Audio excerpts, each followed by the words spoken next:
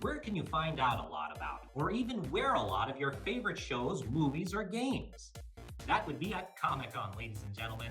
I'm Dean Attari from CUTV, and welcome to the second video of Montreal Comiccon 2025. In the last video, we enjoyed a nice general exploration of the event, along with interviews with cosplayers, game players, and drawing artists. Well, in this second video, we're going to explore the amazing part of meeting celebrities. If you're a fan of the Dragon Ball and the Super Mario franchises, I hope you'll enjoy the small interviews I was able to have with none other than Charles Martinet, voice actor of the Super Mario Brothers, Elizabeth Maxwell and Jason Liebrecht, voice actors of Dragon Ball Super, actors of two franchises that have changed the world. Speaking of changing the world, before we go to those interviews, I'm going to show you first a question I have asked at the opening conference, which will be technically my first question to Charles Martinet, Elizabeth Maxwell, and Jason Liebrecht. So without further ado, let the fun interactions begin.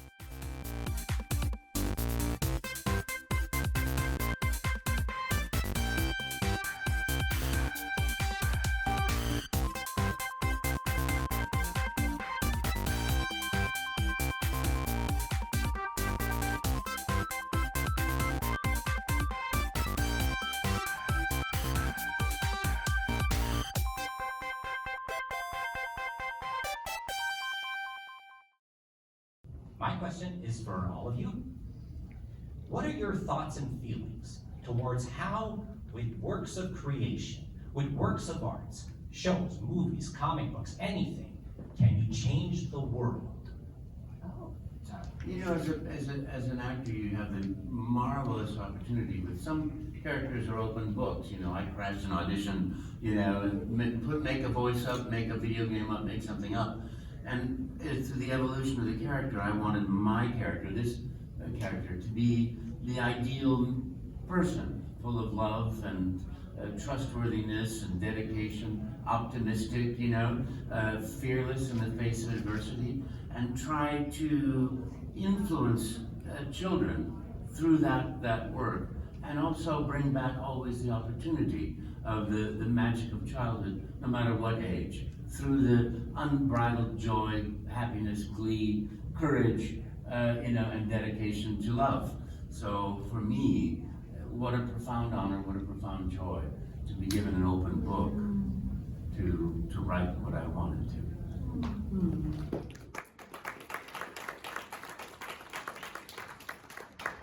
I think it's important to note that just like music, which of course is part of the art you're talking about, you know, all these different genres of entertainment that we start out to present to people somehow become familial. I mean, I have people that come up to my table and say, "Oh, it's the only show my whole family watched together." And you're going, "Really? This show?" And you're like, "Yeah, we all watched it." And you know, I was afraid of it. I go, "Well, you know, it is the gateway drug to horror." And they're like, they don't laugh. They're like, "Yeah, that's true." But you know, so I think it kind of bridges not only families but different types of culture.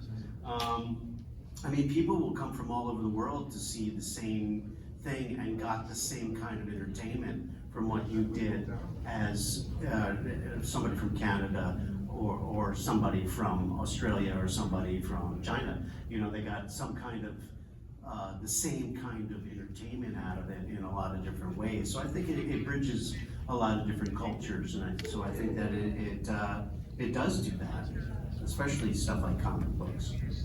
I also think that, you know, art is a mirror to life, or it should be. And the more different people are telling different stories, you know, you can really see over history how, you know, stories change as different people are given the pen, right? And our experience of life and of other people's experience, our knowledge of how the world works just kind of begins to explode the more stories you take in. And in that way, I really do think media, stories, music, all of it really does change the world. It literally opens our eyes to different experience, and our place, I guess, in the world becomes more appropriate, understanding that we're not necessarily the center of the story, right? There's a much larger story that we are just one tiny little part of in this world. And I mean, for that reason, I think that's why, you know, a lot of people came out of the pandemic saying the stories are what saved me through that time. The shows I watched, the music I found, the things I made with my friends, that does change the world, you know? And I think we all want to see ourselves represented in media, right? And so for me, some of the most meaningful things are to be able to bring forth a character that people don't see represented very often, and then to hear the feedback, you know, like to see an LGBTQ character represented in a way that was respectful and realistic instead of fan servicey was so important. That's a huge honor. You know, to have somebody come and say like, hey, listening to your character made me feel less self-conscious about being a woman and having a deeper voice. Like, you move mountains through pebbles, and to hear like those individual stories of positively affecting people is what is so meaningful to me about the art that we get to portray. It's easy to forget this in our everyday lives as well. I mean, my son keeps me in check. He's 16, and you know, I go home and I'm just Papa, and I make breakfast, and I mow the lawn, and I get barked at by my teenager. But then I come to these, and for instance, I had a moment on a panel where an amputee, a veteran of the U.S. Army who had lost his lower leg with an IED in Iraq, had gotten through his time in the hospital in Germany by watching a show that I was in called Darker Than Black. And he came up crying to the mic and said, "You got me through that, and thank me for that." And I forget that you can sometimes have an impact like that. Like Lucy was saying, like Elizabeth was saying, I'm not gonna cry. But it's remarkable to me that we can have that sort of impact through, you know, our own therapeutic playing of characters, and it's amazing. That is amazing. Yeah. One person, one version of changing the world, which is really nice. And also, all the art that we're so lucky to be a part of and perform in, it is a collaborative effort. There's so many artists that are involved in the making of anything that we might appear in and do our part in. And the changing of the world comes from people collaborating and coming together to make anything, whether it's coming together to make a show, to write a comic book, to put on a convention such as this, or any art festival we might participate in. The collaborative efforts that we come together to do are going to be what changes the world, saves us. And why stop with the world? We could do the whole multiverse, right?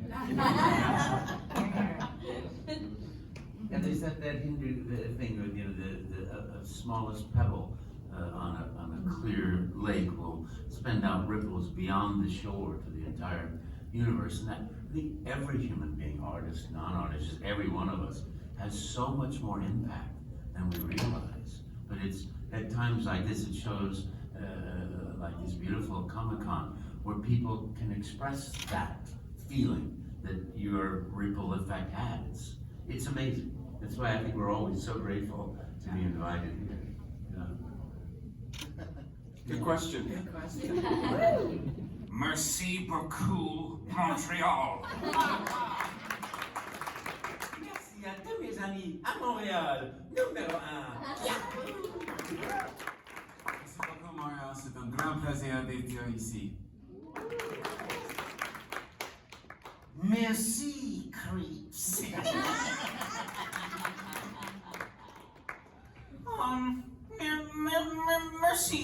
Merci beaucoup. Je m'excuse. Merci beaucoup. Merci beaucoup. Merci beaucoup, Montréal. Enchanté. Mercy, you pirate. Merci, c'est fleur.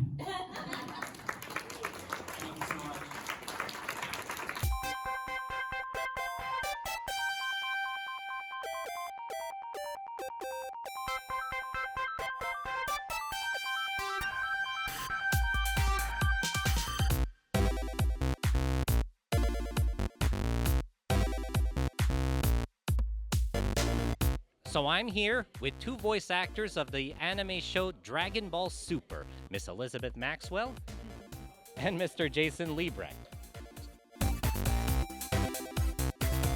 I'm Caulifla, the strongest Saiyan in the universe.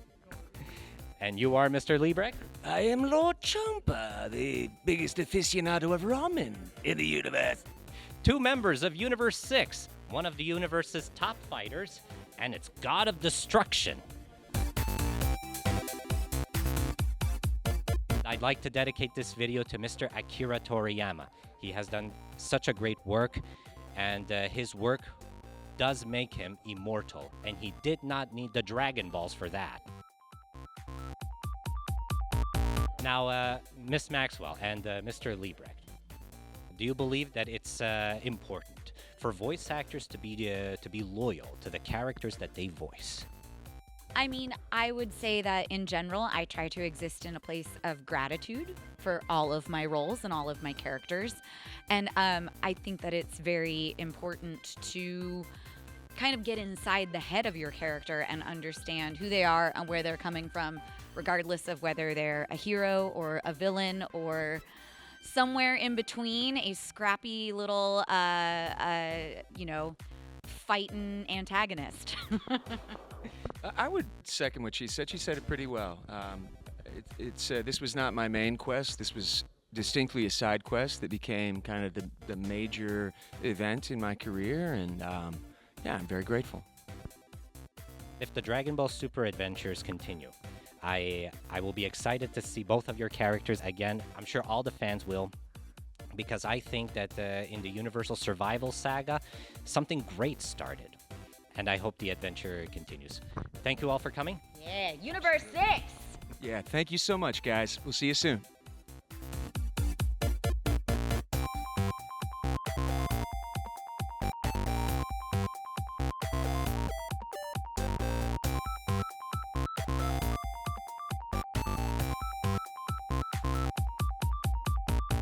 We are here at the Comic-Con event of 2025.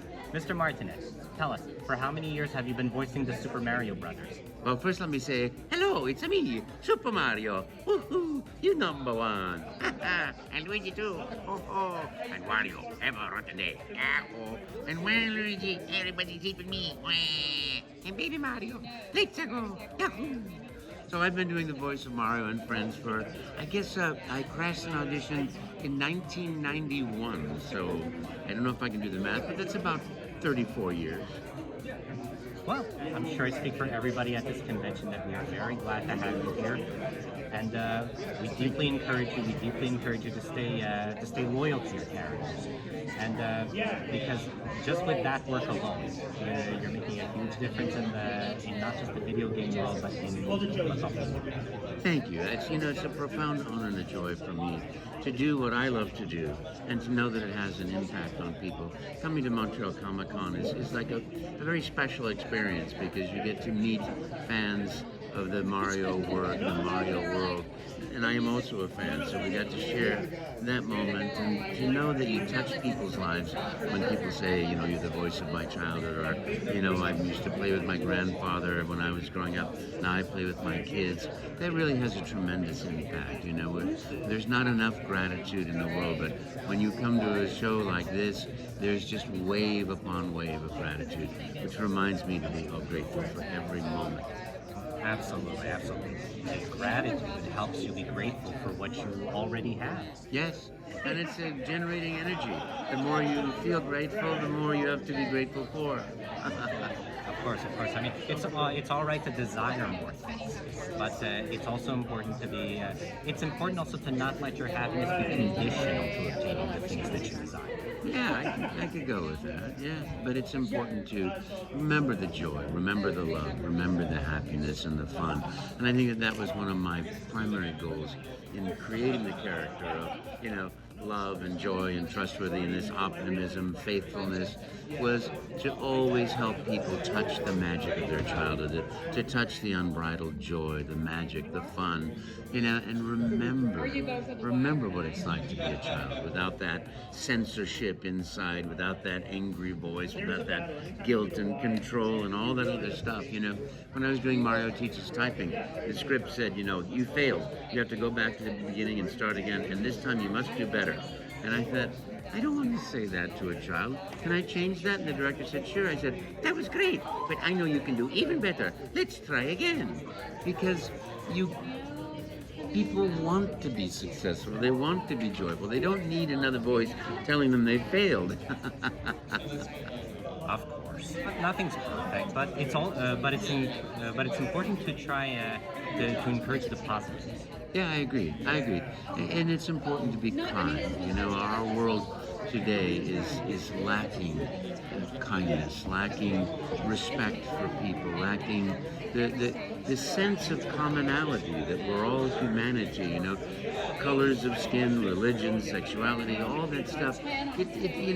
All the things that seem to be obstructing us today are all man-made or all human-made. We're all the same. Everybody's the same. Skin color is just skin color. It's not anything.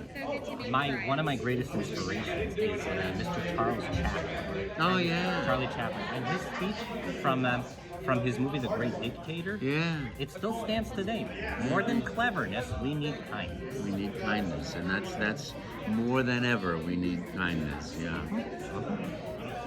And I also like to quote one of the sayings from one of my favorite TV shows.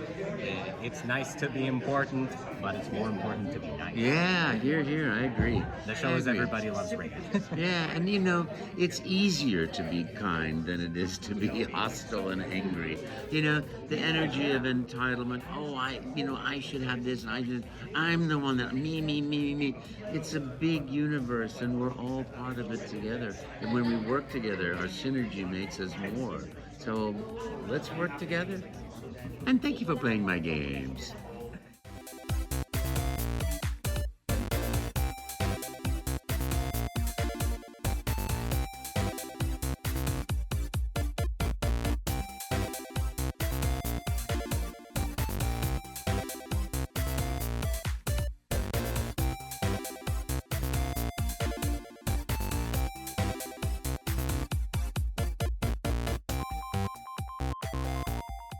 Coming to Comic-Con can make you even more fond of the franchises that you like. How about that interview with Mr. Martinez, voice actor of the Super Mario Brothers, for example? Huh? I enjoyed my little talk with him about gratitude and sharing with him my thoughts on it. Like how we must not let our happiness be conditional to obtaining the things we desire. That was something I had recalled from one of my favorite movies, the documentary The Secret from 2006. After being surrounded by people who are also fans of what you're a fan of, after exploring various merchandises of the franchises you like, and even meeting people who help give life to the franchises that you like, it's understandable if your bond with them becomes even stronger than ever. You see, my personal answer to how with works of art, movies, shows, comic books, for example, can change the world, is by providing good messages. They don't just entertain us during relaxing times. They can inspire us, maybe give us strength in life. Or it's like something Mr. Ian McDiarmid, who played as Emperor Palpatine in the Star Wars franchise, had mentioned during his Q&A when I asked him this question myself. Change people's thinking or how they feel about things. Comic-Con is definitely an event with good taste. Literally also. I'll certainly be happy to come again to Comic-Con next year. It's a lot of fun that you can even taste it. On that note, may the Force be with you. But most of all, may the fun stay with you all the way till next year. Cheers!